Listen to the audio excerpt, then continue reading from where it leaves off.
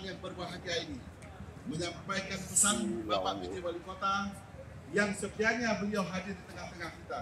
Maka pada kesempatan yang berbahagia ini beliau menyampaikan permohonan maaf kepada kita semua atas ketidakhadirannya. Sebagaimana kita ketahui bahwa kegiatan travel tour ini telah dilaksanakan pada tahun 2022 yang pertama sekali dilaksanakan di Kota Banda Aceh. Alhamdulillah sukses. Sukses yang pernah kita raih pada tahun 2021 adalah merupakan salah satu bentuk bahwa semua kita komit melaksanakan kegiatan tersebut dengan baik.